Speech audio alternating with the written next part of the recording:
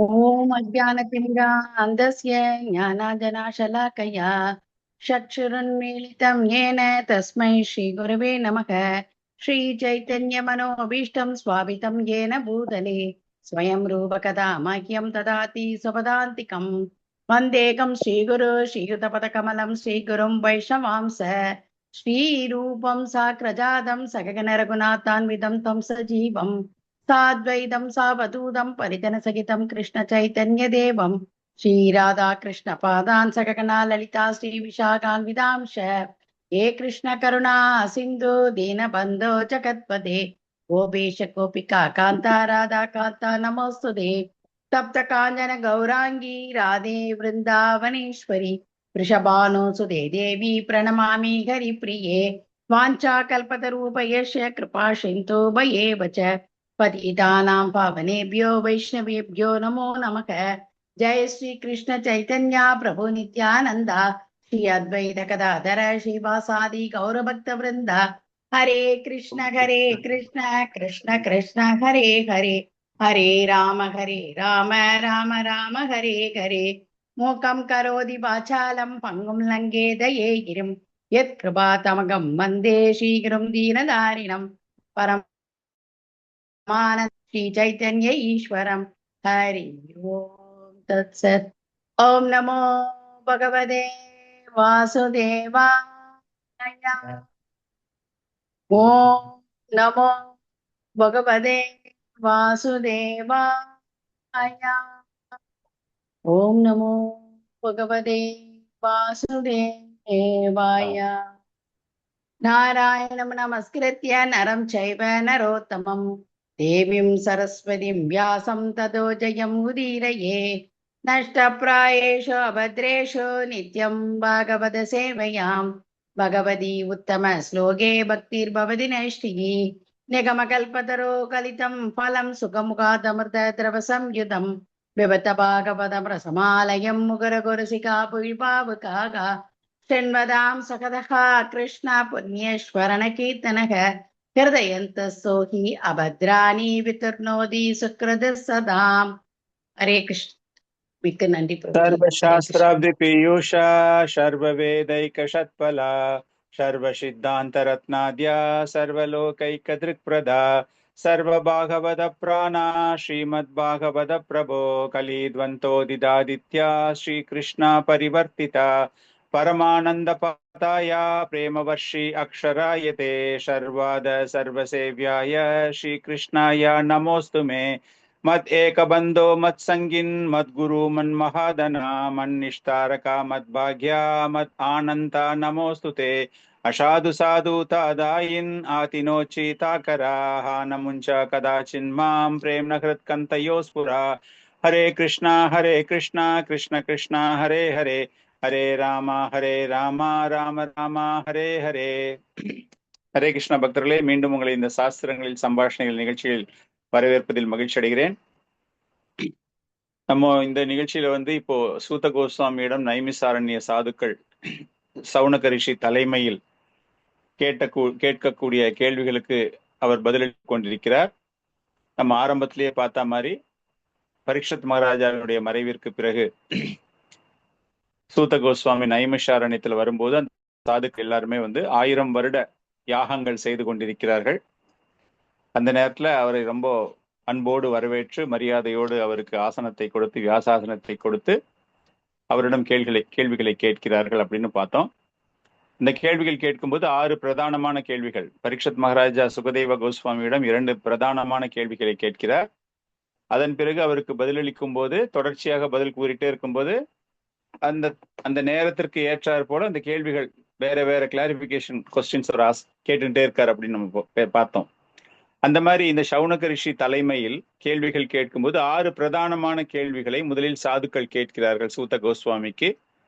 என்னென்ன கேள்விகள் அப்படின்னு பார்த்தா, மனித சமுதாயத்தினுடைய உயர்ந்த நன்மை எது அப்படிங்கிறது, அனைத்து சாஸ்திரங்களின் சாராம்சம் என்றால் என்ன, சாஸ்திரங்களின் சாராம்சம் என்ன, அதன் பிறகு கிருஷ்ண அவதாரத்தினுடைய நோக்கம், அந்த நோக்கத்தை பற்றி கேட்கும்போது அவர்கள் புருஷ அவதார லீலைகளை பற்றியும் லீலா அவதார லீலைகளை பற்றியும் தெரிந்து கொள்ள விரும்புகிறார்கள். தேவகியின் கருவில் பகவான் தோன்றியதற்கான தனிப்பட்ட காரணம். கிருஷ்ண அவதாரத்தின் நோக்கம் அப்படின்னா அந்த தேவகியின் கருவியில் அவர் தோன்றியதற்கு காரணம். அதோடு சம்பந்தப்பட்டது இந்த 2 வகையான அவதார லீலைகளை பற்றி கேட்கிறார்கள். அதன் பிறகு பகவான் கிருஷ்ணர் தன்னுடைய லீலைகளை முடித்து கொண்டு செல்லும் பொழுது தர்மமும் ஞானமும் யாரிடம் சென்று அடைக்கலம் அடைந்தன அப்படிங்கிற ஒரு கொஸ்டின் அவர் கேட்கிறாரு. இதுதான் ரொம்ப பிரதானமான 6 கேள்விகள் அந்த சாதுக்கள் கேட்டது. அதுக்கு அப்புறமா அவங்க என்ன பண்றாங்க அப்படின்னா அது சம்பந்தமா உப கேள்விகள் அப்படின்னு அவங்க கேட்க ஆரம்பிக்கிறாங்க. அதுதான் நம்ம இன்னைக்கு பார்க்க ஆரம்பிக்க போறோம். அந்த உப கேள்விகள், அந்த உப கேள்விகள் கேட்கும் பொழுது அவர் கூறக்கூடிய பதிலுக்கு ஏற்றாற் போல அவங்க என்ன ஆயிட்டாங்க அப்படின்னா வேற ஒரு சந்தேகம் கேட்கும் போது சூத கோஸ்வாமி அவர்கள் அந்த மெயின் கொஸ்டின் என்ன கேட்டாங்களோ அதுல இருந்து ஹி காட் டைவர்டட். இதுக்கு ரெஸ்பாண்ட் பண்ணணும் அப்படிங்கிறதுக்காக அவர் என்ன பண்றாரு, பதில் கொடுத்துட்டு இருக்கும்போது அப்படியே மறந்து போயிடுறார், வேற பாதைக்கு போயிடுறாரு. அந்த கேள்விக்கும் அவர் கொடுக்கிற பதிலுக்கும் தேர் இஸ் நோ கோரிலேஷன். அந்த மாதிரி ஒரு லெவலுக்கு அவர் போகும்போது மீண்டும் அந்த சாதுக்கள் அவரை நினைவு கூர்ந்து, நாங்க கேட்ட கேள்வி இந்த கேள்வி, பட் இருந்தாலும் நீங்க எங்களுக்கு ரொம்ப ஆனந்தமான வேற விளக்கங்கள்லாம் கொடுத்தீங்க, ரொம்ப சந்தோஷம் அப்படின்னு சொல்லிட்டு திரும்ப அழைத்து கொண்டு வருகிறார்கள். ஸோ இந்த என்டையர் சம்பாஷணை பார்த்தோம் அப்படின்னா சாதுக்களோட சம்பாஷணை பார்க்கும்போது கிட்டத்தட்ட 10 கேள்விகள் கேட்கப்படுகின்றன. 6 கேள்விகள் பிரதானமான கேள்விகள், அது பார்த்தோம் நம்ம. இப்போ அந்த உப கேள்விகள்ல முதல் கேள்வியாக அவர்கள் கேட்டது என்ன அப்படின்னா, இது கேட்டதுக்கான காரணம் ஏன், இந்த உப கேள்விகள் எதுக்காக கேட்கிறாங்க அப்படின்னா, இதுக்கு முன்னாடி ஒரு கேள்வி ஒண்ணு கேட்கிறாங்க இல்லையா. பகவான் தன்னுடைய அவதார லீலையை முடித்து கொண்டு தன்னுடைய நித்திய தாமத்திற்கு திரும்பும் பொழுது கிருஷ்ணேஸ்வதாம உபகதே தர்ம ஞானாதிபி சக, அருமையான ஒரு ஸ்லோகம் இல்லையா. அந்த கேள்விகள் அவர் கேட்கும் போது ஞானமும் பகவானோடு செல்லும் பொழுது சமயமும் ஞானமும், சமயமும் தர்ம ஞானாதிபி, தர்மம் என்றால் ரிலிஜன், ஞானம் என்றால் அந்த அறிவை தரக்கூடிய, அந்த ரெண்டுமே பகவானோட போயிடுச்சு. போகும்போது யாரால தர்மம் மீண்டும், அந்த தர்மம் எங்கு சென்று அடைக்கலம் புகுந்தது அப்படிங்கிற கேள்வி கேட்கும் போது அதற்கான பதில் அவர் அந்த நேரத்துல வருது. சும்மா ஸ்மால், ரொம்ப ஒரு மைன்யூட் ஆன்சர் வாஸ் கிவன் தேர். அதை அவங்க மனசுல வச்சுக்கிறாங்க, அந்த சாதுக்கள் எல்லாம் மனசுல வச்சுட்டு, அப்போ அந்த அடைக்கலம் புகுந்த இடம் எது, அந்த சாஸ்திரம் எது, பாகவதம் அப்படிங்கிற பதில் அப்ப வரும் பொழுது அதற்கான ஒரு விளக்கம் அவர்களுக்கு தேவைப்படுகிறது. அதனால அது ரிலேட்டடா கேட்கக்கூடிய கேள்விகள் தான் இன்னைக்கு நம்ம பார்க்க போறோம். அந்த கேள்வியை கேட்பதற்கு முன்பு அந்த ஒரு வைஷ்ணவ மரபுன்னு சொல்லுவோம் இல்லையா, அந்த வைஷ்ணவ மரபு அப்படிங்கும்போது தே ஆர் கண்டினியூஸ்லி டாக்கிங், தொடர்ந்து பேசிக்கொண்டுதான் இருக்கிறார்கள். ஆனா இந்த இடத்துல சௌனக ரிஷி பார்த்தீங்க அப்படின்னா அந்த போர்ஷன் ஆஃப் த கொஸ்டின்ஸ் முடிச்சிடுறாரு கம்ப்ளீட்டா. முதல்ல கேட்ட கொஸ்டின்ஸ் எல்லாம் முடிச்சுட்டு இப்ப புதுசா ஒண்ணு கேட்க போறாரு. இதுக்கு முன்னாடி கேட்ட கேள்விக்கு பதில் கொடுத்ததுல இருந்து அந்த பதில்ல இருந்து he is picking some point from the answers. அதுக்கு அவர் பதில் கொடுக்கணும், கேட்கணும், அந்த கிளாரிபிகேஷனை வாங்கணும் அப்படிங்கிறதுக்காக சௌனக ரிஷி கேட்கும்போது அந்த ஒரு வைஷ்ணவ மரபு சூத கோஸ்வாமி புகழ்ந்து பேசுகிறார். முதல்ல புகழ்ந்து பேசிட்டு தான் அந்த கேள்வியை அவர் கேட்கிறார். சௌனகௌவாச்சா சூத சூத மகாபாஹோ வதனாவத தம்பரா கதம் பாகவதிம் புண்ணியம் யத் ஆஹா பகவான் சுகஹ. இதுதான் அவர் கேட்கக்கூடிய, அவர் புகழக்கூடிய ஸ்லோகம். இந்த ஸ்லோகம் அனுப்பியிருக்கேன், யாராவது படிக்க விரும்புனீங்கன்னா படிக்கலாம். ஹரே கிருஷ்ணா. சௌனகோவாச்ச சூத சூத மகாபாகோ வதனோ வததம்பர கதாம் பாகவதீம் புண்ணியாம் யதாஹ பகவான் சுகஹ. ஹரே கிருஷ்ணா. ஹரே கிருஷ்ணா. எஸ் நன்றி. ஹரே கிருஷ்ண பிரபுஜி. சூத சூத மகாபாகோ வதனோ வதனாம்பர கதாம் பாகவதிம் புண்ணியாம் யதாக பகவான் சுகஹ. ஹரே கிருஷ்ண பிரபுஜி.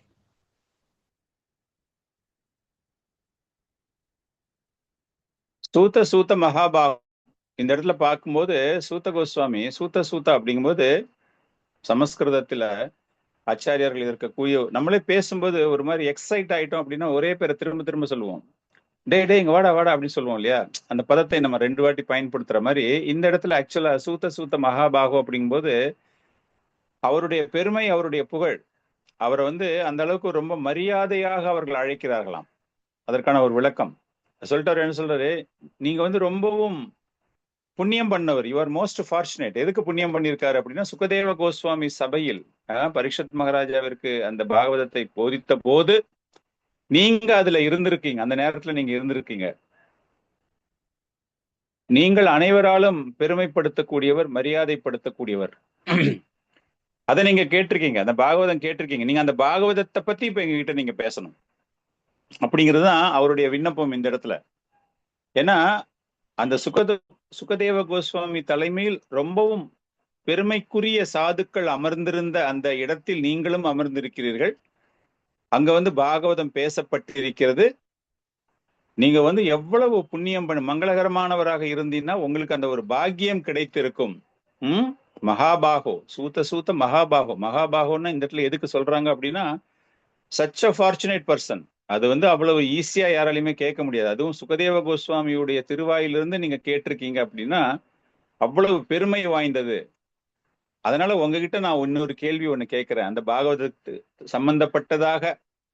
சோ பகவான் அந்த சமயம் எங்கு சென்று அடைக்கலம் அடைந்தது, பிளஸ் பாகவதத்தை கேட்கக்கூடிய பாக்கியம் பெற்ற நீங்கள், அதனால இந்த கேள்வி உங்களிடம் கேட்கப்படுகிறது அப்படின்ட்டு அவர் அந்த கேள்வியை கேட்கிறார். இப்ப அந்த கேள்வி என்ன அப்படின்னா, கஸ்மின் யுகே பிரவர்த்தேயம் ஸ்தானே வாகேன ஹேதுனா குதஸ் சஞ்சோதிதஹ கிருஷ்ணஹ கிருதாவான் சம்ஹிதம் முனிஹி.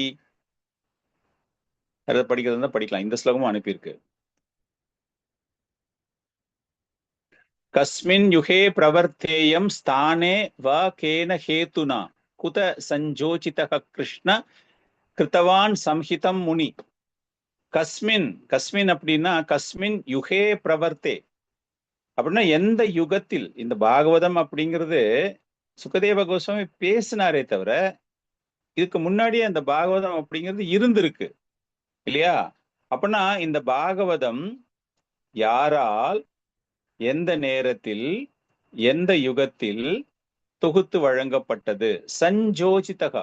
சஞ்சோதிதகா அப்படின்னா இதை எழுதுவதற்கு, இதை தொகுப்பதற்கு எது ஊக்கமாக இருந்தது? அவங்களுக்கு தெரியும் இந்த பாகவதத்தை எழுதுனது வியாசதேவர் அப்படிங்கிறது தெரியும். அதனாலதான் கூத சஞ்சோதிதக கிருஷ்ணக. கிருஷ்ணக அப்படிங்கிறது இங்க யார சொல்லுது அப்படின்னா கிருஷ்ண துவைபாயன வியாசதேவர், அவரை குறிக்கிறது. சோ இவர் இதை தொகுத்து வழங்குவதற்கு அவருக்கு ஊக்கம் தந்த விஷயங்களையும் எங்களுக்கு நீங்கள் கூற வேண்டும். சோ நேரம், காலம், காரணம் பிளஸ் எதனால் எழுதப்பட்டது அப்படின்னா ஊக்கப்படுத்தப்பட்டது. somebody has inspired இல்லையா? பாகவதம் எழுதியது வியாசதேவர் அப்படிங்கிற விஷயம் அவர்களுக்கு தெரியும். அப்படின்னா அந்த வியாசதேவரை அவர்கள் கூறும்போது மிகவும் தாழ்மையான, பணிவான ஒரு பக்தன், ஒரு தொண்டன் இல்லையா? பகவானினுடைய மிகச்சிறந்த தொண்டர்களில் அந்த வியாசதேவரும் ஒருவர். பகவானினால் மிகவும் விரும்பக்கூடியவர் அந்த வியாசதேவர். அவரை பத்தி இங்க சொல்றாங்க. பண்ணிட்டு என்ன சொல்றாங்க அப்படின்னா, இவர்கள் இருவரும் சேர்ந்து, யாரை இருவரும் சேர்ந்து அவரை எழுத வைக்கிறதுக்கு தூண்டியது, ஊக்கப்படுத்தியது அவருமே அந்த பகவானோடு மிகவும் பணிவான முறையில் சேவகம் செய்யக்கூடிய நிலையில் இருக்கக்கூடியவர். அதனால இதை முழுக்க முழுக்க எங்களுக்கு இதற்கான ஒரு விளக்கம் தெரிய வேண்டும். இத கேள்வியை கேட்டுட்டு சௌனக ரிஷி இன்னும் நிறைய கேள்விகள் கேட்கிறாரு. பட் நம்ம வந்து ஒவ்வொரு கேள்வியும் ஒவ்வொரு பதிலா போலாம். பாகவத்துல பாத்தீங்க அப்படின்னா இந்த ஸ்லோகத்துக்கு அப்புறமா சௌனக ரிஷி தொடர்ந்து கேள்விகளை கேட்டுக்கிட்டே போறாரு சூத கோஸ்வாமிகிட்ட. அதுக்கப்புறமா டிஃப்ரெண்ட் கொஸ்டின்ஸ் கேட்கிறாரு அவர். பட் இந்த ஒரு கொஸ்டினுக்கு சூத கோஸ்வாமி என்ன பதில் சொல்ல போறாரு அப்படிங்கிறத தெரிஞ்சுட்டு அதுக்கப்புறமா அடுத்த கேள்வி அந்த மாதிரி இன்னொரு 4 கேள்வி பிளஸ் 2-3 உப கேள்விகள் வரும். அதெல்லாம் நம்ம பார்க்கலாம். ஸோ இப்போ இந்த கேள்வி பிரதானமாக கேட்கப்பட்ட கேள்வி, அதாவது உப கேள்விகள்ல பிரைமரி கொஸ்டின் இதுல என்ன கேட்கிறார் அப்படின்னா பாகவதத்தை பற்றி அவர் கேட்கிறார். பாகவத்தை பத்தி கேட்பதற்கு காரணம் என்ன அப்படின்னா, அந்த பகவான் கிருஷ்ணருக்கு அப்புறமா அது சமயம் எங்கு சென்று தஞ்சம் அடைந்தது? புராணங்கள் ரூபத்தில் சென்று தஞ்சம் அடைகிறது. அந்த புராணங்கள் அப்படின்னு சொல்றது பாகவதம் அப்படிங்கிற விளக்கம் நம்ம அப்பயே பார்த்தோம். அதனால இந்த பாகவதத்தை பற்றி அவர்கள் கேட்கிறார்கள். இப்போ இதற்கு சூத கோஸ்வாமி பதிலளிக்க போகிறார். சௌனக ரிஷி முதல்ல அவரை பெருமைப்படுத்தியாச்சு. பெருமைப்படுத்திய பிறகு கேள்வியை கேட்டு விட்டார். அந்த கேள்விக்கான பதிலை சூத கோஸ்வாமி இப்பொழுது தரப்போகிறார். சூத உவாச்சா துவாபரே சமனுப்ராப்தே திருதியே யுக பர்யயே ஜாதக பரசரத்யோஹி வாஷவ்யம் கலையா ஹரே. இதுவும் அனுப்பியிருக்கேன், அதாவது படிக்க விரும்புனீங்கன்னா படிக்கலாம். स्तुतोवाच द्वापरे समनुप्राप्ते धृतुतीये युगपर्यये जातपरसरात् योगी वासव्यां कलया हरेः. ஹரே கிருஷ்ணா. சூத உவாச்ச துவாபரே. எஸ், படிங்க மாதிரி. सूत उवाच द्वापरे समनुप्राप्ते द्वितीये युगपर्यये जातपराशरात् योगी वासव्यां कलाय हरेः. हरे कृष्ण. ஹரே கிருஷ்ணா. ஸோ சூத கோஸ்வாமி பதில் ஆரம்பிக்கும் போது டைரக்டா அவர் பதில் சொல்ல மாட்டேங்கிறாரு. இப்போ இதுக்கு ஒரு ஆன்சர் பாத்தீங்க அப்படின்னா, it is not a direct question, direct answer to that question. துவாபரே சமனு பிராப்தே, அந்த பதில் சொல்றதுக்கு முன்னாடி வியாசதேவருடைய பிறப்பை பற்றி முதலில் கூறுகிறார். வியாசதேவர் தான் தொகுத்து வழங்கினார். எங்கு, எதற்கு, எந்த சூழ்நிலையில் தொகுக்கப்பட்டது அப்படிங்கிறது ஆன்சர் கொடுக்க போறார் அவரு. ஆனால் அதை இயற்றிய வியாசதேவருடைய தோற்றத்தை பற்றி அவர் கொஞ்சம் இங்க ஒரு இன்ட்ரடக்ஷன் மாதிரி கொடுக்கிறார். அப்படிப்பட்ட வியாசதேவர் எந்த காரணத்தினால் இந்த பாகவதத்தை எழுதினார், எது ஊக்கப்படுத்தியது அப்படிங்கிற ஒரு விஷயம் இருக்கு இல்லையா, அந்த கேள்வியில் இருக்கு இல்லையா பதில். ஒரு கொஸ்டின்ல ஒரு பார்ட் ஆஃப் தட் கொஸ்டின் அது. அதுக்கு வந்து அவர் பதில் சொல்லணும். ஆனால் அது கூறுவதற்கு முன்பு சூத கோஸ்வாமி என்ன சொல்றாரு அப்படின்னா, வியாசதேவருடைய பிறப்பை பற்றி கூறுகிறார். அந்த பிறப்பு, அவருடைய செயல்கள் எல்லாமே எப்படி பண்ணது, எப்படி என்னென்ன காரணம் அப்படிங்கிறத ஒரு சின்னதா அந்த சாதுக்களுக்கு, அந்த நைமிசாரண்ய சாதுக்களுக்கு அது தெரியப்படுத்த வேண்டும் அப்படிங்கிறதுக்காக அது அங்கு வழங்கப்படுகிறது. துவாபரே சமனு பிராப்தே அப்படின்னா திருத்தியே யுக பர்யயே. திருத்தியே யுக, திருத்தியேன்னா என்னது, மூன்றாவது யுகம். பர்யயே அப்படின்னா அந்த யுகங்களினுடைய மாற்றம். ஆங்கிலத்துல வந்து லேப்சஸ் அப்படிம்பாங்க. லேப்சஸ் அப்படின்னா ஒரு 2-3 ஃபார் எக்ஸாம்பிள் 2-3 பேப்பர் நீங்க வச்சிருக்கீங்க. ஒன்னோட அந்த பேப்பரை வச்சுக்கிட்டே இருக்கும்போது எப்படி முதல் பேப்பர் 2வது பேப்பர் கவர் ஆகுது, இல்ல 2வது பேப்பர் 3வது பேப்பர் கவர் ஆகுது அப்படிங்கிற மாதிரி பார்க்கும்போது அந்த பர்யயே அப்படிங்கும்போது அந்த யுகங்களினுடைய மாற்றம். அந்த திருத்தியே, அந்த ஒவ்வொரு யுகங்களும் மாறும்போது, அந்த சுழற்சி ஏற்படும் பொழுது, துவாபர யுகம், பகவான் கிருஷ்ணர் பிறந்த அந்த துவாபர யுகத்தில், துவாபர யுகத்தில் வியாசதேவரும் பிறந்திருக்கிறார். பகவான் கிருஷ்ணர் அந்த மன்வந்திரம், அந்த நம்பர்ஸ் நம்ம பார்த்தோம் அப்படின்னா 28th சைக்கிள் ஆஃப் யுகா சைக்கிள்ல வந்து 28வது சுழற்சியில் பகவான் கிருஷ்ணர் வைவஸ்வத மன்வந்தரா அப்படின்னு சொல்றோம் இல்லையா, அந்த வைவஸ்வத மன்வந்தரால பகவான் கிருஷ்ணருடைய அவதாரம் ஏற்படுகிறது.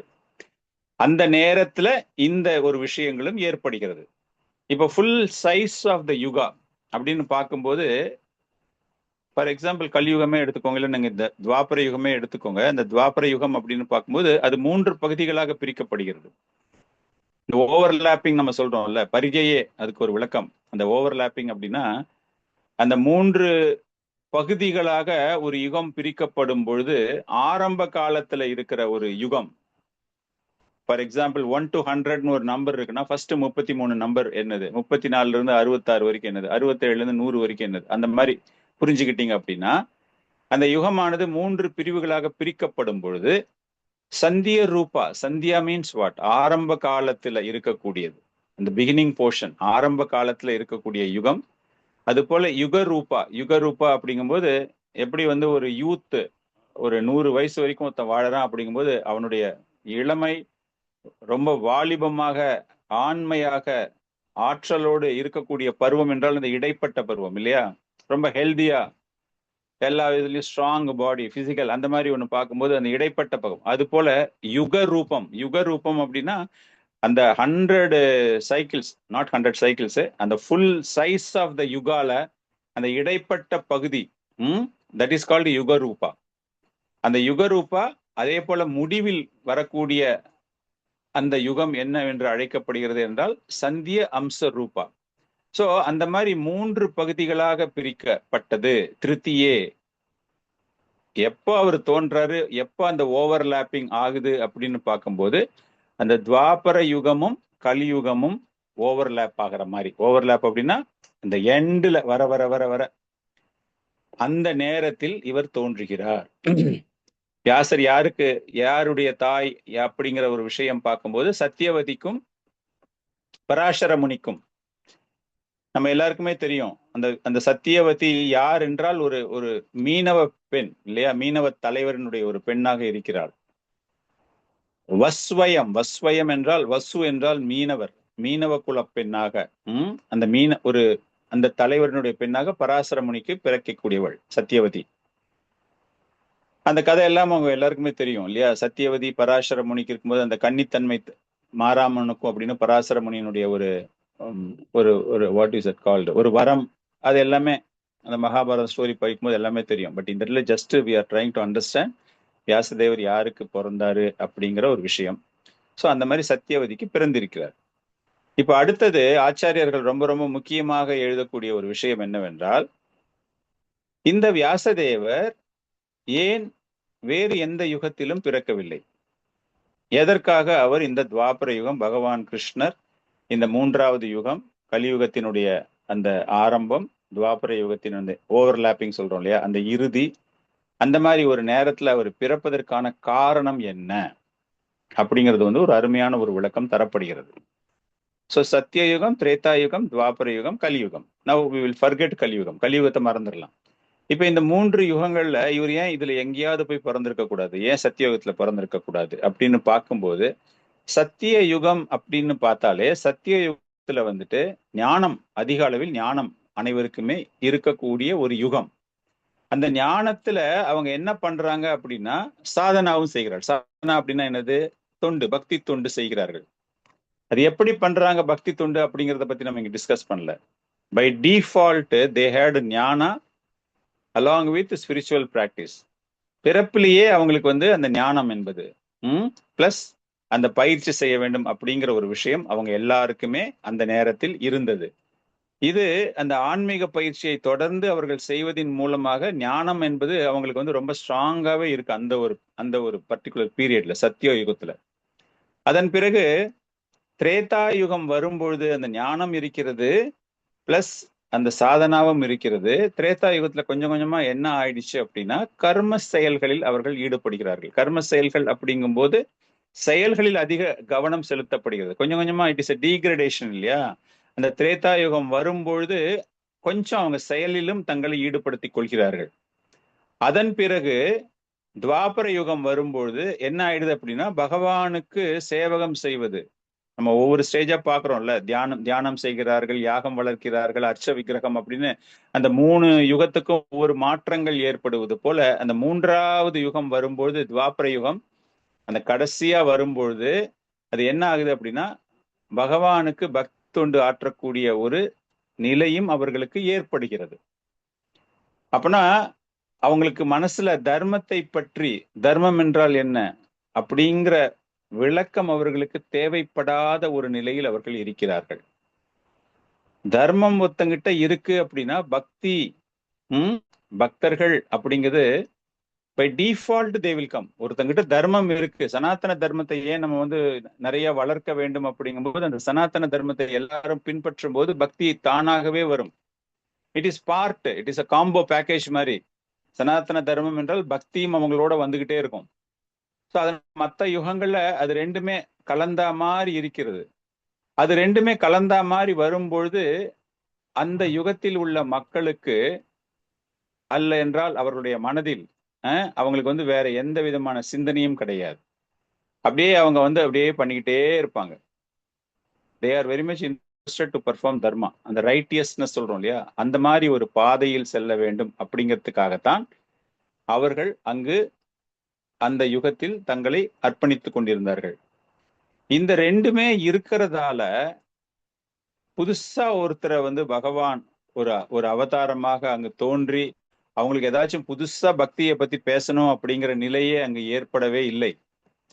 காரணமே தர்ம சிந்தனையோடு பக்தியை அவர்கள் செய்யக்கூடிய நிலையில் இருப்பதால் பக்தியை பத்தி அவங்களுக்கு புதுசா ஏதாச்சும் பேசணும் அப்படிங்கிற அவசியமே இல்லை. அப்போ அதனால அவங்க என்ன பண்றாங்க அப்படின்னா எந்த விதமான தேவைகளும் கிடையாது. வியாசதேவர் தோன்றி வேதங்களை கொடுக்கிறார், அதன் பிறகு அவர் பாகவதத்தை தொகுத்து வழங்குகிறார். அப்படின்னா அந்த வேதங்கள் அவர்களுக்கு தேவைப்படக்கூடிய விஷயமாக இல்லை.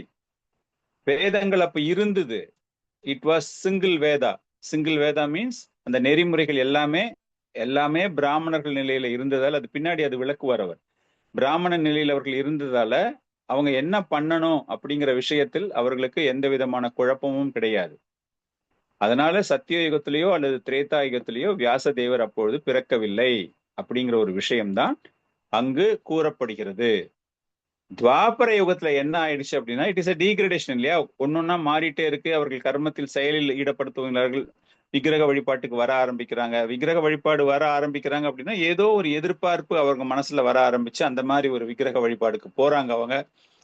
அப்போது இருக்கும்போது அந்த தர்மம் அப்படிங்கிற அந்த தர்மத்தினுடைய அர்த்தங்கள் மாற்றி மாற்றி புரிந்து கொள்ள துவங்குகிறார்கள் எல்லாருமே. ஸ்மிருதியில என்ன இருக்கு, அந்த ஸ்கிரிப்சர்ஸ்ல, ஸ்மிருதி வேதங்கள்ல என்ன கூறப்பட்டிருக்கிறது அப்படிங்கிறது கொஞ்சம் மக்களுடைய மனதில் கொஞ்சம் சந்தேகங்கள் வர ஆரம்பித்து விடுகிறது. எது கரெக்டு எது தப்பு அப்படின்னு தெரியாத அளவிற்கு தர்மம் அப்படிங்கிற போர்வையில் அனைவரும் அதை பின்பற்ற துவங்கக்கூடிய ஒரு நிலையாக மாறி விடுகிறது. இந்த சமுதாயம் 4 பிரிவுகள் அப்படின்னு பார்க்கும்போது அந்த பிராமணர்கள் அவங்க தான் ஃபாலோ பண்ணுவாங்க, மற்றவங்களுக்கு சொல்லி கொடுப்பாங்க. அந்த மாதிரி இருந்தது கொஞ்சம் கொஞ்சமா மாற்றம் ஏற்பட துவங்கி அதுல என்ன ஆயிடுது அப்படின்னா எல்லாருமே அந்த தர்மத்தை அவங்களுக்கு புரிஞ்சுக்கிற மாதிரி அந்த வேதங்கள்ல தேவர் ராங்லி இன்டர்பிரட்டிங் அதை வேற மாதிரி புரிஞ்சுக்கிட்டு பண்ண ஆரம்பிச்சதால பக்தி சரியா வளராம போக ஆரம்பிச்சிடுச்சு. அந்த நேரத்துல எப்படி பக்தி கொஞ்சம் கொஞ்சமா குறைய ஆரம்பிக்குது அப்படின்னா இது ரொம்ப முக்கியமான ஒரு காரணம். துவாபர யுகத்துல பக்தி கொஞ்சம் குறைய ஆரம்பிச்சதுக்கு காரணம் என்ன அப்படின்னா, தவறாக புரிந்து கொண்டு வேதங்களை தவறாக புரிந்து கொண்டு அவங்க செய்ய வேண்டிய விஷயங்களை எல்லாருமே ஒவ்வொருத்தருமே வேற வேற விதங்களில் புரிந்து கொண்டு செய்ய துவங்கியதால் பக்தியினுடைய வளர்ச்சி குறைய ஆரம்பித்தது. இப்ப இன்னைக்கு it is very dominantly it is occupying, right? இப்ப கலியுகத்துல நீங்க பாத்தீங்க அப்படின்னா யார போய் நீங்க கேட்டாலும் நாங்க பக்தி பண்றோம் அப்படிம்பாங்க. ஆனா அந்த பக்தி வழிபாட்டு முறை எப்படிப்பட்டது அப்படின்னா, நல்ல ஆச்சாரமா ஒரு குடும்பத்துல இருக்கக்கூடியவங்க இவங்க செய்யற பக்தியை பார்த்து கேவலமா செய்யறாங்களே அப்படிம்பாங்க. ஒரு சின்ன ஒரு உதாரணம், ஸ்ரீ சம்பிரதாயத்துக்காரங்க அவ்வளவு எளிதில் நம்மளுடைய வழிபாட்டு முறையை அவர்கள் ஏற்றுக்கொள்ள மாட்டார்கள். ஏன்னா உங்ககிட்ட ஆச்சாரம் கிடையாது. நீங்க உங்க இஷ்டத்துக்கு யார் வேணாலும் சாண்டிங் பண்ணலாம்னு சொல்றீங்க, யார் வேணாலும் பகவானுக்கு சேவகம் பண்ணலாம்னு நீங்க சொல்றீங்க. ஆனால் அந்த ஸ்ரீ சம்பிரதாயத்துல என்னன்னா அந்த ஆச்சாரம் இருக்கணும், உனக்குன்னு ஒரு குவாலிபிகேஷன் இருக்கணும், உனக்குன்னு ஒரு சுத்தம் இருக்கணும் அப்படிங்கிற மாதிரி அந்த நெறிமுறைகளை அவங்க they will be very rigid. அந்த மாதிரி இந்த இடத்துல தர்மமானது வித்தியாசமாக பார்க்க துவங்கும் பொழுது பக்தி என்பது வளராமல் இருக்கின்றது போன்ற ஒரு தோற்றம் அங்கு.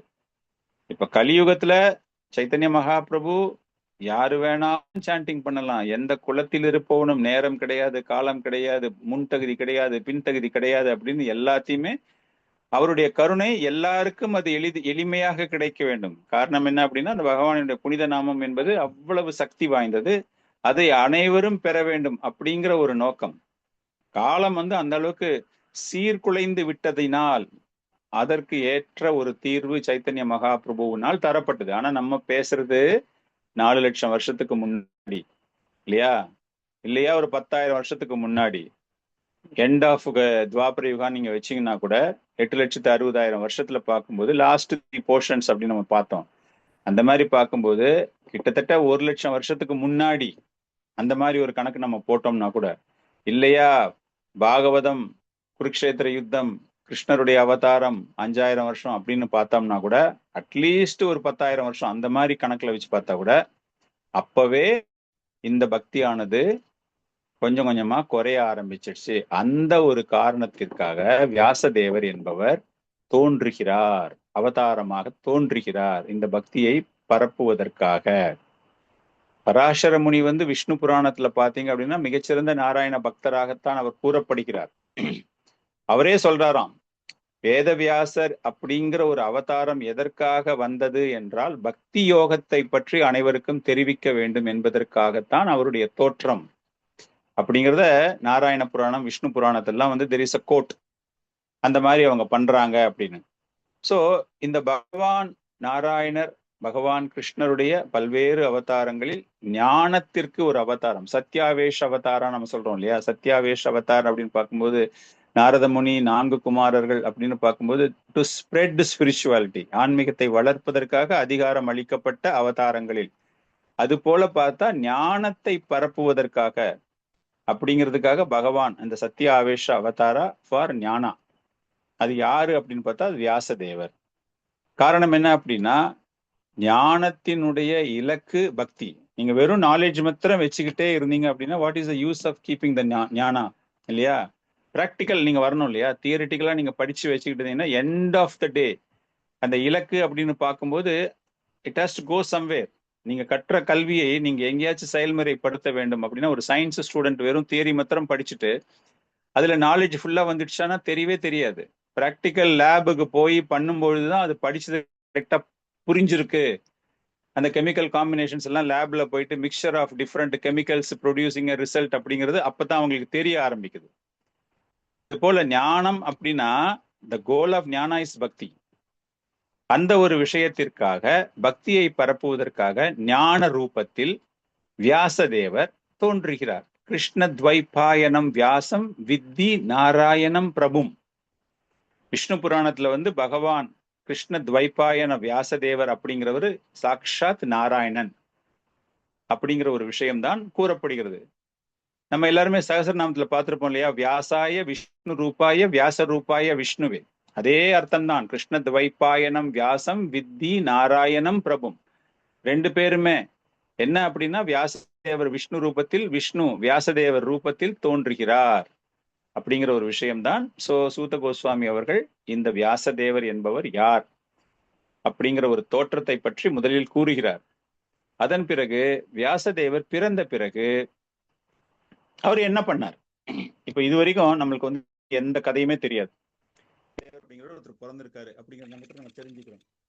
அப்ப பார்த்துட்டு இந்த பிறந்ததினுடைய பலன் என்னது நமக்கு தெரியும். வியாசதேவர் he has compiled Vedas, he has done Mahabharata, he has created Srimad Bhagavatam, compiled Srimad Bhagavatam அப்படிங்கிறதுலாம் தெரியும்.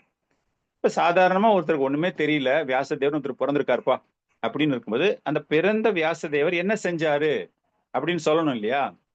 சோ அந்த ஆர்டர்ல சூத கோஸ்வாமி வியாசதேவர் என்ன செய்கிறார், அவருடைய பிறந்ததினுடைய பலன் என்னது அப்படிங்கிறத அடுத்ததாக விளக்குகிறார்.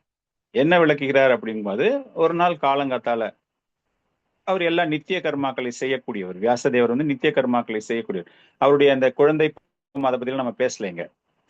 அந்த ஒரு ஸ்டேஜ் வந்த உடனே அவர் என்ன பண்றாருன்னா நித்திய கர்மா செய்யணும் அப்படிங்கிறதுக்காக சரஸ்வதி நதிக்கரையில் காலையில குளிச்சுட்டு தன்னை தூய்மைப்படுத்தி கொண்டு வேதவியாசர் தனிமையில் இருக்கிறார்.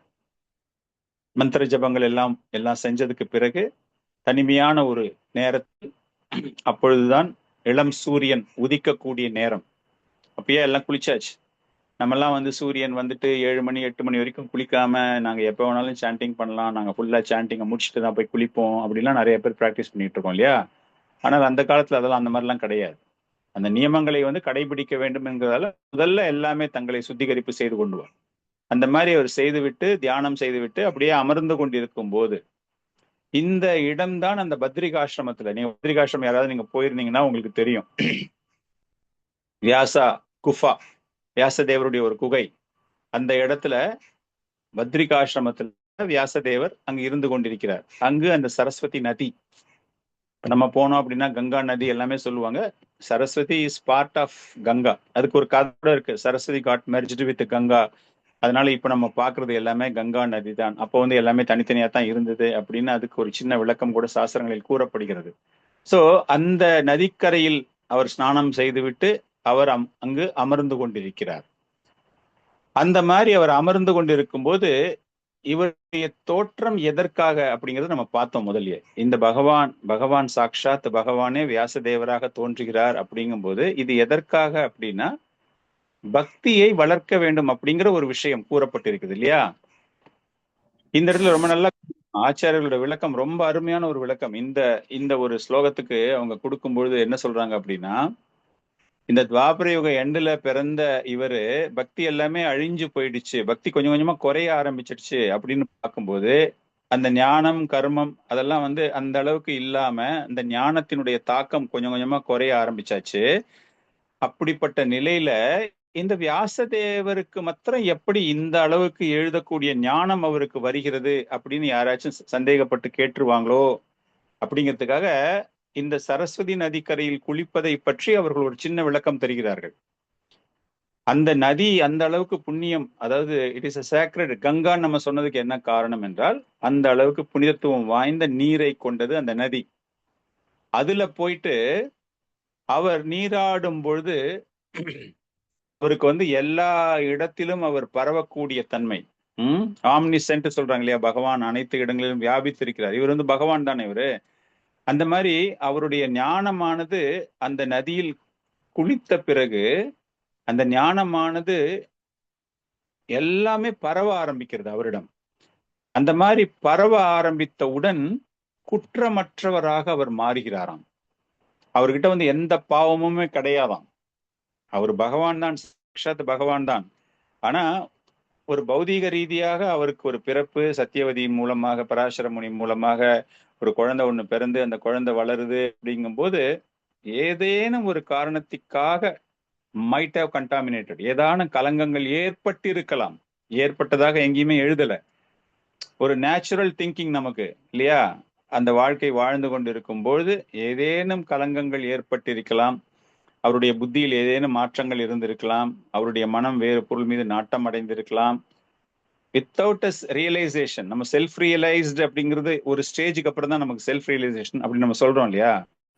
இப்ப கௌதம புத்தரை எடுத்துக்கிட்டீங்கனால கூட பெரிய ராஜாவாக பிறந்து நல்லா இருக்காரு. But he got enlightenment. அந்த மரத்துக்கு கீழே உட்காரும் போது ஹி காட் அன் என்லைட்டன்மெண்ட். அந்த மாதிரி இந்த இடத்துல வியாசதேவருக்கு இந்த சரஸ்வதி நதியில் நீராடிய பிறகு ஹி காட் அன் என்லைட்டன்மெண்ட். அவருக்கு அந்த ஞானம் முழுமையாக அவருக்கு வர துவங்குகிறது. அவர்கிட்ட இருந்த எல்லா தர்ம சிந்தனைகளும் மீண்டும் அவரிடம் வந்து விடுகின்றன. எங்க நடுவுல எங்கேயாச்சும் மிஸ் ஆயிருந்திருக்குமோ அப்படிங்கிற மாதிரி ஆச்சாரியர்கள் ஒரு கமெண்ட் கொடுக்குறாங்க அந்த இடத்துல. அதனால இதில் நீராடிய பிறகு அவருக்கு முழுமையாக அந்த ஞானம் கிடைத்த பிறகு அப்போ அவருக்கு தோன்றுகிறதாம், நான் பிறந்ததினுடைய ரகசியம் என்ன, எதற்காக நான் பிறந்தேன், இந்த அவதாரம் நான் எதற்காக எடுக்கப்பட்டது அப்படின்னு அவங்க நினைக்கும் போது, என்னால மற்றவர்கள் பலனடைய வேண்டும், என்னால் மற்றவர்கள் அனைவரும் பலனடிக்கக்கூடிய வகையில் நான் அவர்களுக்கு ஞானத்தை தர வேண்டும். பிகாஸ் ஞானம் தானே லாஸ்டா போய் டெவலப் ஆகி பக்தியா போய் இட் காட் கரப்டடு. ஒவ்வொருத்தரும் வேற வேற விஷயமா வேற வேற விதமாக அதை புரிந்து கொண்டு வேறு வேறு செயல்களில் ஈடுபட துவங்குகிறார்கள் அப்படின்னு பார்த்தோம் இல்லையா. அதனால அந்த ஸ்நானம் செய்த பிறகு, அந்த நீராடிய பிறகு அவருக்கு ஒரு புத்துணர்ச்சி போல, அந்த செல்ஃப் ரியலைசேஷன் மேல அது போல ஒரு உணர்வு அவருக்கு ஏற்பட்டு அவருக்கே தெரியுதான், நான் பிறந்தது எதற்காக அப்படின்னா, எல்லாருக்கும் நான் இந்த சமுதாயத்தில் உள்ள அனைவருக்கும் நான் நன்மை செலுத்த வேண்டும், பலனுள்ள வகையில் அவர்களுக்கு நான் ஞானத்தை வழங்க வேண்டும் அப்படிங்கிற ஒரு அவேர்னஸ் அப்ப அந்த நேரத்துல வருது. அது வந்த உடனே என்ன ஆயிடுறாரு அப்படிங்கும்போது, அவருக்கு அந்த ஞான திருஷ்டி மூலமாக, ஞானத்தின் மூலமாக, இப்போ அவருக்கு அந்த ஞானம் கிடைச்சிடுச்சு. அவருக்கு what is the purpose of is incarnation அப்படிங்கிற விஷயம் அவருக்கு கிடைச்ச பிறகு அவர் அப்படியே உக்காந்துக்கிட்டு சமாதி நிலையில், அந்த ஒரு அஷ்டாங்க யோகி மாதிரி அந்த தியான நிலையில் அவரு அதுக்கு அப்புறமா நடக்கக்கூட வருங்காலத்தில் நிகழக்கூடிய நிகழ்வுகள் அனைத்தும் அவருடைய மனக்கண்களில் அப்படியே ஓட துவங்குகின்றன. எப்படி இந்த காலமானது, காலம் அதிர்ஷ்டம் இல்லையா, காலம் காலம் அப்படிங்கும்போது the period what we are living. இந்த இடத்துல நம்ம என்ன புரிஞ்சுக்கிறோம் அப்படின்னா, காலம் அப்படிங்கும்போது அந்த சுழற்சி, அந்த யுக சுழற்சி, அந்த யுக முடிவு, அடுத்த ஒரு யுக முடிவு, அதுல நம்மளுக்கு ஒரு சின்ன போர்ஷன், 100 வருஷம் வாழ்றோமோ 80 வருஷம் வாழ்றோமோ ஒரு சின்ன போர்ஷன் நம்ம வாழ்ந்து கொண்டிருக்கிறோம்.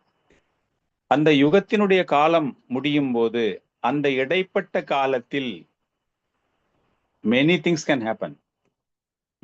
நல்ல விஷயங்கள் நடக்கலாம், கெட்ட விஷயங்கள் நடக்கலாம். ஸோ அது எல்லாமே அந்த காலத்தின் இடையே ஏற்படும் பொழுது அவர் அப்ப என்ன நினைக்கிறாருன்னா, அந்த காலத்து இடையில் இவர்கள் அனைவருக்கும் நன்மை பயக்கக்கூடிய விஷயங்கள் என்னென்ன இருக்கு, அந்த நன்மை பயக்கக்கூடிய விஷயங்கள் எதனால அவங்களுக்கு வருது அப்படின்னா, அவர்கள் செய்யக்கூடிய தியாகங்கள், அவர்கள் செய்யக்கூடிய யாகங்கள், அவர்கள் செய்யக்கூடிய அந்த என்ன சொல்றது, ஸ்கிரிப்சர்ஸ் ரீடிங் இல்லையா, வேதங்களை படிப்பதின் மூலமாக அல்லது அவர்கள் தரக்கூடிய தானங்கள் மூலமாக ஒவ்வொரு யுகத்துக்கும் ஒவ்வொன்றும் நம்ம பார்த்துட்டே வந்தோம். ஆரம்பத்துல இருந்து பார்த்தோம் அப்படின்னா ஒவ்வொரு யுகங்களிலும் ஒரு தர்மம் நிலைநாட்டப்பட்டது இல்லையா?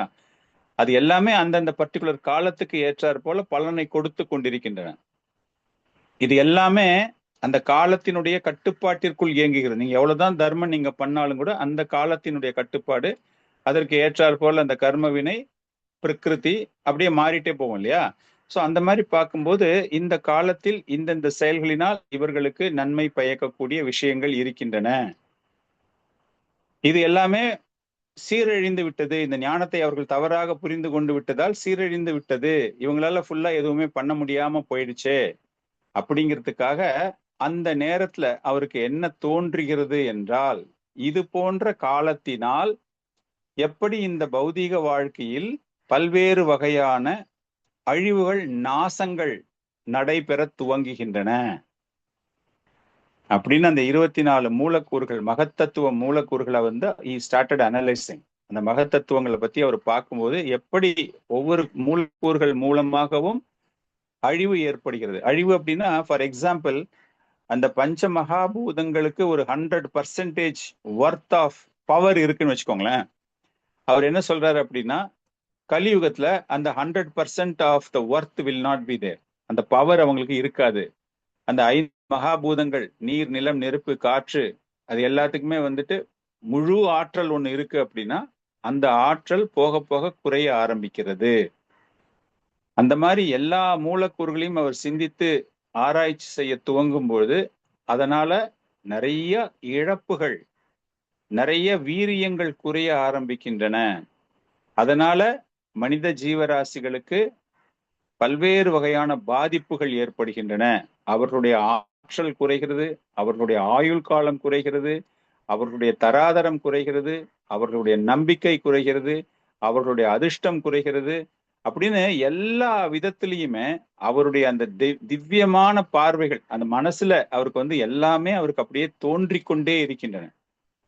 அப்படி இருக்கும்போது அவங்க ஏதாச்சும் ஒரு செயலை செய்து அந்த செயல் மூலமாக அந்த வீரியத்தை அவர்கள் தற்காத்து கொள்ள வேண்டும் அப்படிங்கிறது அவங்க மனசுல அப்ப தோன்ற ஆரம்பிக்குது. ஆசிரம் இருக்கு இல்லையா, 4 வகையான ஆசிரமங்கள். அந்த 4 வகையான ஆசிரமங்கள்லயுமே வந்து பல்வேறு வகையான செயல்கள் செய்யப்படுகின்றன. அந்த ஒவ்வொரு செயல்களுமே இது போன்ற வீரியம் குறைந்த நிலையில் அவர்கள் செய்வதினால், அவர்களுடைய ஆற்றலுக்கு மகிமை இல்லாமல் செல்வதினால், அவர்கள் செய்யக்கூடிய அந்த ஆசிரமத்திற்கு ஏற்ற நியமங்கள் முழு பலனையும் அவர்களுக்கு அளிப்பதில்லை அப்படிங்கிற ஒரு விஷயம் அவருக்கு புரிய துவங்குகிறது. வேதங்கள்ல கூறப்பட்டுள்ள தியாகங்கள், யாகங்கள், அது எல்லாமே அந்தந்த ஆசிரமத்தில் இருப்பவர்கள் தங்களை தூய்மைப்படுத்திக் கொள்வதற்காக செய்யக்கூடிய சடங்குகளாக இருந்தாலும் அப்ப எல்லாமே ஒரே வேதங்கள்ல கூறப்பட்டிருக்கிறது. இவர்களுடைய தரம் குறைந்ததினால் அதைத்தான் அவர் பார்க்கிறார். Is visualising. அந்த தரம் குறைய போறதால அந்த வேதங்களுடைய முழு பலனையும் அவர்களால் அனுபவிக்க முடியாது. இந்த மாதிரி ஸ்ட்ரிக்டா பண்ணணும்னு ஒரு கண்டிஷன் ஒண்ணு இருக்கும்போது இவங்களுக்கு வரக்கூடிய காலங்கள்ல இவங்களுடைய ஆற்றல் குறைய துவங்கும் போது இவங்களால அதை சரியா புரிஞ்சுக்க முடியாம போயிடும். அதனால அந்த வேதங்கள் இருக்கிற மாதிரி அவங்க பண்ணா கூட அந்த பலன்கள் அவர்களுக்கு போய் சேராது அப்படிங்கிற ஒரு முடிவுக்கு அவர் வருகிறார். அதனால அவர் என்ன பண்றாரு, அந்த ஆதாரம், அந்த வேதங்கள்ல கூறப்பட்ட ஆதாரங்கள் அது இப்ப எல்லாமே ஒரே தொகுப்பாக இருக்கிறது. அந்த ஒரே தொகுப்பை இவர்களுடைய ஆற்றலுக்கு தகுந்தது போல, அந்த வர்ணாசிரமம் சொல்றோம் இல்லையா, அந்த வர்ணத்திற்கு தகுந்தாற் போல இதை நான் ஏன் பிரிக்க கூடாது அப்படின்னு பார்க்கும்போது ஒன்னா இருக்கிற புக்கை நீங்க 4 பார்ட்டா பிரிச்சு கொடுக்குற மாதிரி அந்த ஒரு வேதங்களை 4 பிரிவுகளாக பிரிக்கிறார். அந்த 4 வேதங்களாக பிரிப்பதற்கு காரணம் என்ன அப்படின்னா, அவருக்கு மனத்திரையில் இதுக்கு பின்னாடி நடக்க போற எல்லா விதமான துர்பாகிய சம்பவங்கள், அதனுடைய பலன்கள் இல்லாம நீ பாட்டுக்கு பண்றது நீ பண்ற, ஆனா அந்த பலன் வந்து உனக்கு ஒண்ணுமே கிடைக்காது. காரணம் என்ன அப்படின்னா, உன்னுடைய ஆற்றல் எல்லாமே மங்க துவங்குகிறது. வரக்கூடிய யுகங்கள்ல உன்னுடைய ஆற்றல் மங்க துவங்குகிறது. சோ அந்தந்த ஆசிரமங்களுக்கு ஏற்றாற் போல கொஞ்சம் சிம்பிளிஃபை பண்ணி கொடுத்தோம்னா அட்லீஸ்ட் அவங்க என்ன பண்ண போறாங்களோ அதனுடைய பெனிஃபிட் அவங்களுக்கு கிடைக்கிற மாதிரி இருக்கட்டுமே அப்படிங்கிற ஒரு ஆசையில அவர் என்ன பண்றாருன்னா அந்த வேதங்களை 4 பிரிவுகளாக பிரிக்கிறார். இது இருக்கிற சிங்கிள் வேதங்களை ஒன்னா பிரிச்சிடுறாரு, அதாவது 4ஆ பிரிச்சிடுறாரு. சிங்கிள் வேதங்கள் 4ஆக பிரிக்கப்படுகிறது. அதன் பிறகு நிறைய சம்பவங்கள் நடந்து கொண்டிருக்கின்றன இல்லையா? பல்வேறு சம்பவங்கள் எல்லாமே நடக்க போகுது. இது எல்லாமே அவரால் பார்க்கக்கூடிய ஆற்றல் உண்டு அவருக்கு எல்லாமே. அந்த சம்பவங்கள் அனைத்தையுமே ஒரு தேதி வாரியா நீங்க ஒரு டைரியில போட்டு எழுதுனீங்க வச்சுக்கோங்க. நான் இப்ப பிறந்தேன், இப்ப ஸ்கூலுக்கு போனேன், இப்ப எனக்கு கல்யாணம் ஆச்சு, இப்ப எனக்கு குழந்தை பிறந்தது, என் பேரனுக்கு கல்யாணம் ஆச்சு அப்படின்னு நீங்க ஒரு டைரி போட்டு எழுதிட்டே வந்தீங்க வச்சுக்கலாம். It is history of events இல்லையா? அந்த ஈவெண்ட்ஸை எல்லாமே நீங்க டேட் வைஸா நீங்க குரோனலாஜிக்கல் ஆர்டர்னு சொல்லுவோம் இல்லையா? அந்த சம்பவம், அந்த வரலாற்று சம்பவத்தை இங்க வியாசதேவர் வந்து டேட் எல்லாம் போடல. அந்த வரலாற்று சம்பவங்கள், அதுல நடந்த தொகுப்புகள், அதெல்லாமே தனியாக அவர் எழுதி புராணம் அப்படிங்கிற மாதிரி அதை தர துவங்கினார். புராணங்கள் இதிகாசங்கள் அப்படின்னு பாக்குற மாதிரி அந்த புராணங்கள் பார்க்கும்போது ராமாயணம், மகாபாரதம், இதிகாசங்கள் இல்லையா? அந்த மாதிரி அந்த புராணங்கள்னு பாத்தீங்கன்னா நிறைய விஷ்ணு புராணா, நாராயண புராணா, சிவ புராணா அப்படின்னு it's all meant about a particular அந்த ஒரு நாராயணரை பற்றியோ அல்லனா அந்த நாராயணர் எடுத்த பல்வேறு அவதாரங்களில் ஒரு அவதாரத்தை பற்றியோ இல்லைன்னா சிவபெருமான் அவருடைய பக்தர்களை பற்றியோ இல்லது அவருக்கு உதவி செய்யக்கூடிய ஒரு தேவர்களை பற்றியோ அந்த மாதிரி ஒன்னொன்னா தனித்தனியா எடுத்து வர்றதுக்கு தான் அவர் பண்ணிட்டாரு ஹிஸ்டாரிக்கல் ஈவெண்ட்ஸ், அந்த வரலாற்று சிறப்பு மிக்க அப்படிங்கிற மாதிரி அந்த ஒரு தொகுப்புல அவர் போட்டது புராணங்கள். அது வந்து 5வது வேதங்களாக பார்க்கப்படுகிறது. So first 4 welfare of the people அப்படிங்கிறதுக்காக இருக்கிற எக்ஸிஸ்டிங்க அவர் என்ன பண்றாருன்னா பிரிச்சிடுறாரு. அதுல இந்த சாம வேதம் அப்படின்னு பார்க்கும்போது அந்த சாம வேதம் அப்படிங்கிறது ரிக்வேதம், யஜுர்வேதம், சாம வேதம், அதர்வண வேதம் நமக்கு தெரியும் இல்லையா? சாம வேதம்னு பார்க்கும்போது அது it is like glorifying the supreme Lord. மற்றது எல்லாமே வந்து ஆக்ஷனுக்காக, கர்மகாண்டிக் ஆக்டிவிட்டிஸ்க்காக பண்ணக்கூடிய விஷயங்கள் எல்லாமே. அந்த கர்மத்துல எந்த கர்மத்துக்கு, எந்த செயலுக்கு, எந்த ஒரு நிகழ்வுக்கு உங்களுக்கு என்ன தேவையோ அதற்கு ஏற்றாற் போல நீங்கள் அந்த வேத மந்திரங்களை கூறி அந்த பலனை நீங்கள் பெறலாம். அந்த சாம வேதம் அப்படின்னு பார்க்கும்போது அந்த சாம வேதம் அப்படின்னா அது பகவானை அந்த பாடல்கள், அதாவது அந்த மந்திரங்கள் மூலமாக துதிப்பது, glorifying the supreme lord. So he will be pleased. அதனால அவர் சந்தோஷம் அடைந்து நமக்கு என்ன தேவையோ அதை தரலாம். ஆனால் மற்றதுலாம் அப்படி கிடையாது. மற்றதுலாம் வந்து ஃபார் தட் பர்டிகுலர் ரெக்குயர்மெண்ட், எனக்கு இது வேணும் அப்படின்னு அதுக்காக மந்திரங்களை உச்சாரணம் செய்து அதற்காக உள்ள பிரதானமான தேவர்களை வழிபட்டு அந்த பலனை அடைவது. ஸோ அந்த மாதிரி பார்க்கும்போது அந்த ரிக்வேதம் அப்படிங்கிறத யார்கிட்ட கொடுத்தாருன்னா பைல ரிஷி அப்படிங்கிறவர் ரிக்வேதத்திற்கு அதிபதியாக தரப்பட்டார். ஜைமினி முனி அப்படிங்கிறவர் சாம வேதத்திற்கு, வைஷம்பாயனா அப்படிங்கிறவர் யஜுர்வேதத்திற்கு, சுமந்த முனி, அந்த மாதிரி ஒவ்வொரு முனியும் ஒவ்வொரு வேதங்களுக்கு அவர் தரப்படுகிறார். அவருடைய தகப்பனார் ரோமஹர்ஷனர், அந்த ரோமஹர்ஷனர் அப்படிங்கிற ஒரு விஷயம் புராணங்களுக்கு தரப்படுகிறது. தகப்பனார் ஸ்தானத்துல இருக்கக்கூடிய ரோமஹர்ஷனருக்கு தரப்படுகிறது. பராசர முனி, ரோமஹர்ஷனா, அந்த மாதிரி பார்க்கும்போது அவர்களுக்கு இந்த புராணங்கள், இந்த தொகுப்புகளை வழங்குவதற்கு தரப்படுகிறது. இப்படி கொடுத்த பிறகு என்ன ஆயிடுச்சு அப்படின்னா இவங்க இதை எல்லாமே தனிப்பட்ட முறையில பண்ண முடியாது அப்படிங்கிறதுக்காக அவர்களுடைய சீடர்களிடம் தருகிறார்கள். ஃபார் எக்ஸாம்பிள் சுமந்தோ, அந்த சுமந்திர முனி அவர்கிட்ட கொடுக்கும்போது அங்கிர ரிஷி அப்படிங்கிற அவருக்கு ஃபாலோவர்ஸ், அந்த மாதிரி நிறைய சீடர்கள் வரும்போது அந்த யஜுர்வேதம் அப்படிங்கிற விஷயத்தை கொடுக்கும்போது அந்த யஜுர்வேதத்துல என்னென்னலாம் இருக்கு, என்னென்னலாம் தொகுப்புகள் இருக்கு, பொருளாதார வளர்ச்சிக்காக, ஆன்மீக வளர்ச்சிக்காக, உடல் நல வளர்ச்சிக்காக அப்படின்னு டிவிஷன்ஸ் நிறைய உள்ள வர ஆரம்பிச்சது. அந்த டிவிஷன்ஸ் உள்ளுக்குள்ள நிறைய வர ஆரம்பிச்ச உடனே அவர் என்ன பண்ணிடுறாரு, இதை என்னால தனியா பார்க்க முடியாது அப்படின்னு சொல்லிட்டு அவங்க சீடர்களிடம் அதை பிரித்து கொடுக்கிறார். ஸோ வேதங்களுக்கு உள்ளேயே என்ன ஆயிடுச்சு அப்படின்னா அந்த டாபிக்கு தகுந்த மாதிரி, இப்போ ஃபார் எக்ஸாம்பிள் பாகவத்துல நீங்க வந்து ஒரு 12 ஸ்கந்தம் இருக்குன்னு பாத்தீங்கன்னா 10 தலைப்புகளில் பாகவதம் இருக்கு இல்லையா? சர்க்கம், விசர்க்கம், போஷணம், அந்த மாதிரி 10 தலைப்புகள் பார்க்கும்போது ஃபார் எக்ஸாம்பிள் நம்மளுடைய புரிதலுக்காக இந்த 10 தலைப்பையும் நீங்க பிரிச்சு பிரிச்சு பிரிச்சு ஒவ்வொருத்தர்கிட்ட கொடுத்து பாகவதத்தை படிப்பா, சர்க்கத்தை பத்தி எத்தனை கேண்டோல எழுதியிருக்கு அப்படிங்கிறத நீ கண்டுபிடிச்சு எடுத்துட்டு வா அப்படின்னு கொடுக்கும்போது அந்த 12 ஸ்கந்தங்கள்லையுமே என்னென்ன cantos meant for which topic அப்படிங்கிற விஷயத்தை நீங்க பிரிக்க ஆரம்பிப்பீங்க இல்லையா? அந்த மாதிரி இந்த வேதத்துக்கு உள்ளேயே என்னென்ன தலைப்புகளில் அந்த வேதங்கள் பேசப்பட்டிருக்கிறது அப்படிங்கறத இவங்க கண்டுபிடிச்சு இவங்க என்ன பண்ணிட்டாங்க, இந்த சீடர்கள், அந்த சீடர்கள் என்ன பண்ணாங்க, அவர்கிட்ட இருக்கிற டிசைபிள், இப்ப பிரபுபாதர் இருக்காரு, பிரபுபாதருக்கு வந்து அந்த நேரத்துல அவர் இனிஷியேட் டிவோட்டிஸ் கொஞ்சம் பேர் இருக்காங்க. ஃபார் எக்ஸாம்பிள் ஜெயபதகா சுவாமி, ஜெயபதகா சுவாமி மகாராஜிட்ட போய் டைரக்டா ஒரு சில பேர் இனிஷியேஷன் எடுத்துக்கிட்டாங்க.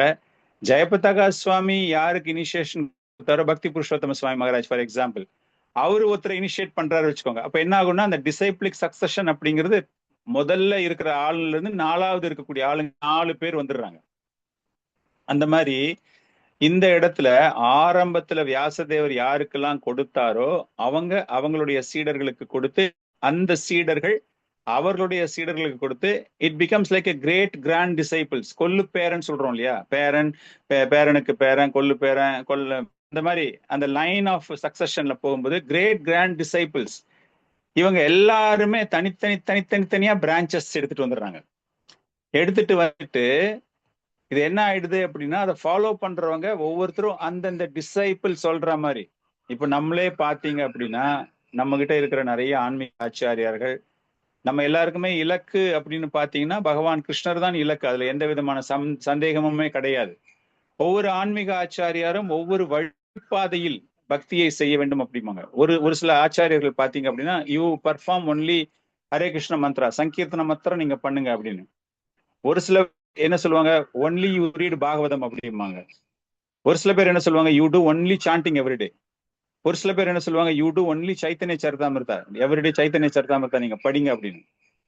எல்லாமே the base understanding is Krishna, அதுல எந்த சந்தேகமும் கிடையாது. ஆனால் அந்த வழிமுறைகள் மாற துவங்குகின்றன. அந்த மாதிரி பார்க்கும்போது இவ்வளவு பிரான்ச்சஸ் வந்த உடனே இந்த வேதங்கள் எல்லாருமே ஒவ்வொருத்தரும் ஒவ்வொரு மாதிரி சொல்ல ஆரம்பிக்கிறாங்க. இது எதுக்காக அவர் பண்ணாரு அப்படின்னா, அறியாமையில் இருக்கக்கூடியவர்கள் நிறைய ஜனங்க, அந்த வர்ணங்களை இருக்கிறவங்களுக்கு புத்தி ரொம்ப கம்மியா இருந்து அவங்களால படித்த பிராமணர்கள் அளவிற்கு அதை புரிந்து கொண்டு செயல்பட தெரியாதவர்களுக்காக அப்படிங்கிற ஒரு விஷயத்திற்காக இது பிரிக்கப்படுகிறது. மகாபாரதம் அப்ப ஏன் வந்தது அப்படின்னா, அந்த மகாபாரதம் எதற்காக வந்தது அப்படின்னு பார்க்கும்போது, இவர்களிலேயே மிகவும் கீழ்நிலையில் இருக்கக்கூடியவர்கள், ஸ்திரீ சுத்ர த்விஜபந்து நாம் த்ரயீனா ஸ்ருதி கோச்சர கர்ம ஸ்ரேயாஷி மூதானம் ஸ்ரேய யவம் பவேயிஹா இதி பாரதம் ஆக்யானம் கிருபய முனின கிருதம். ரொம்ப அற்புதமான ஸ்லோகம். இது எதற்காக மகாபாரதம் எல்லாம் விளக்கப்பட்டது அப்படின்னு பார்க்கும்போது, பெண்களுக்காக, சூத்திரர்களுக்காக, த்விஜபந்துக்களுக்காக. த்விஜபந்துக்கள் என்றால் பிறப்பில் பிராமணனாக இருந்தாலும் கூட அந்த பிராமண சம்பிரதாயங்கள், பிராமண நியமங்கள் தெரியாமல் இருப்பவன், அந்த வேதங்களை தெரியாமல் பிராமணன் அப்படின்னு நிறைய நம்ம கிட்ட அப்படித்தானே இருக்காங்க. I am from a Brahmin family அப்படிம்பாங்க. சந்தியாவந்தனமே பண்ண தெரியாது அவங்களுக்கு. அந்த மாதிரி இந்த வேதங்களே தெரியாமல், சோ இந்த 3 வகையான மக்களை பற்றி அவர் ஸ்திரீ சூத்ர த்விஜபந்தூனாம் த்ரயீனா ஸ்ருதி கோச்சர, இந்த 3 மக்களையுமே அவர் ஒரு முட்டாளுக்கு இணையாக, இவங்களுக்கு வந்து சரியான ஒரு சாதனா பண்ண தெரியாது, பக்திங்கிறது என்னன்னு தெரியாது, தர்மம் என்றால் என்னவென்று தெரியாது, அறம் பொருள் இன்பம் சொல்றோம் இல்லையா, அந்த அறம் என்றால் அவர்களுக்கு தெரியாது. அப்படி பார்க்கும்போது இவர்கள் எல்லாமே தெரிந்து கொள்ள வேண்டும் அப்படிங்கிறதுக்காக அவருடைய கருணையினால் இந்த மகாபாரதம் என்பது வழங்கப்பட்டது. இந்த மகாபாரதம் எதற்காக வழங்கப்பட்டது அப்படின்னா, பெண்கள் யாகம் செய்யும் பொழுது கணவனோடு இருந்தால்தான் அந்த யாகத்திற்கு மகிமை. கணவனை இழந்த பெண்கள் யாகம் செய்யக்கூடாது, யாக குண்டத்தின் அருகில் அமரக்கூடாது, மந்திரங்களை ஓதக்கூடாது. அப்பெல்லாம் வந்து there is no remarriage, right? இப்பெல்லாம் வந்து டக்கு டக்கு டக்குன்னு 2வது கல்யாணம், 3வது கல்யாணம், 4வது கல்யாணம் பண்ணிட்டு போறாங்களா? அப்பெல்லாம் அதெல்லாம் கிடையாது. ஒரு மரணம் ஒண்ணு ஏற்பட்டது அப்படின்னா விதவை தான். அப்போ வந்து அவளுக்கு சாஸ்திர ரீதியாக அவளுக்கு எந்த விதமான பலன்களும் இருக்காது. காரணம், அந்த மந்திரங்களை கணவன் இருந்தாலே ஒழிய அவளால் கேட்க முடியாது. மந்திரங்களை வந்து கேட்கக்கூடாதான். விதவைகள் வந்து யாக குண்டத்தில் ஜபிக்கக்கூடிய மந்திரங்களை கேட்கக்கூடாது. ஆனா இப்ப மாடர்ன் டேஸ்ல பாத்தீங்க அப்படின்னா எல்லா பெண்களும் விதவையாக இருந்தாலும் கூட மந்திரங்கள் சொல்கிறார்கள், மந்திரங்கள் கேட்கிறார்கள். யாக குண்டத்தின் பக்கத்துல என்னென்ன மந்திரம்லாம் சொல்லப்படுகிறதோ அது எல்லாமே கேட்கிறாங்க. பட் இந்த இடத்துல வியாசதேவர் அதுக்கு காரணம் கொடுக்கும்போது இதெல்லாம் கேட்கக்கூடாது. ஆச்சாரியர்கள் விளக்கத்துல இதெல்லாம் கேட்கக்கூடாது. அதனால அவர்கள் மீது ஒரு கருணை, அவர்கள் மீது ஒரு ஒரு பாசத்தை கொண்ட வியாசதேவர் இவங்க எல்லாருக்குமே இந்த அறத்தை பற்றி தெரிந்து கொள்ள வேண்டும். அப்படிங்கும்போது அவர்களுக்காக இது வழங்கப்பட்டது. இட் இஸ் அ கதை form, it's a story form. Mahabharatam அப்படிங்கிறது கதை. அந்த கதையில வந்து மாரல் அப்படிங்கும்போது என்னது, மாரலுக்கு என்ன சொல்லுங்க தமிழ்ல, மொராலிட்டின்னு சொல்றாங்க இல்லையா? அந்த மாதிரி அந்த மொராலிட்டியை பத்தி தெரிஞ்சுக்கணும் அப்படிங்கிறதால அந்த different characters, how it is behaving, அதுல இருக்கக்கூடிய பல்வேறு கதாபாத்திரங்கள், இது கதை கிடையாது, நிகழ்ந்த நிகழ்வுகள். அந்த நிகழ்வுகள்ல நடந்த ஒவ்வொருத்தரும் அவங்களுடைய குணங்கள் எப்படி அப்படிங்கிற morality, they take a lesson from that morality. For example, Duryodhana கிட்ட நீங்க என்ன கத்துக்கிட்டீங்க, பாண்டவர்கிட்ட இருந்து என்ன கத்துக்கிட்டீங்க, அக்குரர்கிட்ட இருந்து என்ன கத்துக்கிட்டீங்க, விதுரர்கிட்ட இருந்து என்ன கத்துக்கிட்டீங்க அப்படின்னு பார்க்கும்போது அந்த மகாபாரதத்துல இருக்கக்கூடிய பல்வேறு சம்பந்தப்பட்டவங்களுடைய குணங்களை நீங்கள் கேட்கும்போது அந்த அறத்தின் மீது உங்களுக்கு நாட்டம் ஏற்படுகிறது. அதனால இந்த மகாபாரதம் என்பது அதே போல சூத்திரர்களுக்கு, அவங்களுக்கு வந்துட்டு அந்த கல்வி அறிவு கிடையாது, பிராமணர்கள் போல புரிந்து கொள்ளக்கூடிய பக்குவம் கிடையாது. இந்த சமஸ்கிருத பதங்கள் நம்ம இதுக்கு முன்னாடியே சொல்லியிருக்கோம், பதங்கள் வந்து ஒரு சவுண்டு மாறினா கூட, தட் மீட்டர் சொல்லுவாங்க இல்லையா, அந்த சமஸ்கிருதம் அந்த ஒரு மீட்டர் மாறினா கூட அதனுடைய அர்த்தமே வேறையாக மாறிவிடும். அதுக்கு ஏத்த மாதிரி நீங்க தவறுதலாக ஏதேனும் யாகங்கள் செய்யும்போது பலன்கள், விருத்ராசூரன் பிறந்த கதையை பார்த்தீங்கன்னாலே அந்த மாதிரி தவறாக உச்சரித்ததன் மூலமாக விருத்ராசூரன் தோன்றுகிறான். அவ்வளவு பெரிய ப்ராப்ளம் ஆயிடும். ஸோ அதெல்லாம் மனசுல வச்சுட்டு தான் அவர் என்ன பண்றாரு, மகாபாரதத்தை அவர் தொகுக்க வேண்டும். பெண்கள் யாக குண்டத்தில் கணவனோடு அமர்ந்துதான் மந்திரங்களை கேட்க வேண்டும். கணவனை இழந்த பெண்கள் அவங்க வந்து மந்திரங்களையே கேட்க முடியாது. அப்படின்னா அந்த பகவானை எப்படி புரிந்து கொள்வது அப்படிங்கிறதுக்காக இது போன்ற ஒரு புராணமாக பாகவதம் அப்படிங்கிற ஒரு விஷயம் தொகுக்கப்பட்டது. சோ வியாசதேவர் பிறப்பை பற்றி அவர் பேசுகிறார். பிறந்த உடனே அவர் என்ன செய்கிறார் அப்படிங்கிற விஷயமும் அவரிடம் கூறப்படுகிறது, இந்த சாதுக்களுக்கு தெரியப்படுத்தப்படுகிறது. இவ்வளவு பண்ணிய வியாசதேவர் அதன் பிறகு அவருக்கு என்ன நடக்குது அப்படின்னா, மனதில் ஒரு சோர்வு ஏற்படுகிறது, மனதில் அவருக்கு ஒரு மகிழ்ச்சியற்ற நிலை ஏற்படுகிறது. இப்பதான் ஒரு ஆக்சுவல் கொஸ்டினுக்கு வந்து ஒரு ஆன்சர் பண்ண போறாரு. அது நம்ம என்ன அப்படிங்கிறது அடுத்த கிளாஸ்ல பார்க்கலாம். ஸோ இது வரைக்கும் அவருடைய அச்சீவ்மெண்ட், வியாசதேவராக தோன்றிய அவர், அவங்க கேட்ட கேள்வி, இந்த பாகவதம் என்பது எந்த நேரத்தில் எப்போது யாருடைய ஊக்கத்தினால் தொகுக்கப்பட்டது அப்படிங்கிற கேள்விக்கு முன்னாடி வர்றதுக்கு முன்னாடி இவ்வளவு விஷயங்கள் அவர் வந்து பேசுறாரு, சூத்த கோஸ்வாமி பேசுறாரு. இவ்வளவு பண்ணியும் கூட, இவ்வளவு சாதனைகள் செய்து கூட, வேதங்களை பிரித்து மகாபாரதத்தை தொகுத்து எல்லாமே பண்ணி கூட அவருடைய மனசுல வந்து ஒரு சந்தோஷம் ஏற்படவில்லை. அந்த சோகத்தில் அவர் அமர்ந்து கொண்டிருக்கிறார் அப்படிங்கிற அந்த விஷயம். நம்ம அதோட இன்னைக்கு கிளாஸ் நம்ம ஸ்டாப் பண்றோம். நெக்ஸ்ட் செஷன்ல we will take it up. I think நம்ம already we discussed Narada Muni வியாசதேவர் சம்பாஷணையில நம்ம அதை பத்தி பேசியிருக்கோம். ஸோ அதனால நம்ம வந்து we will நிறைய நேரம் அதுக்காக எடுக்காம ஒரு சின்னதா ஒரு குயிக் சம்மரி மாதிரி அது தெரிஞ்சுக்கிட்டு we will go to further questions. வியாசதேவர்கிட்ட கேட்ட மற்ற கேள்விகள்லாம் என்னன்னு பார்க்கலாம். இந்த முக்கியமான கேள்விக்கு நம்ம மிஸ் பண்ண போர்ஷன், அவருடைய தோற்றம், அவர் இந்த புராணங்கள் ஏற்படுவதற்கு, வேதங்கள் ஏற்படுவதற்கான காரணம் என்ன அப்படிங்கிறத நம்ம இன்னைக்கு தெரிஞ்சுக்கிட்டோம்.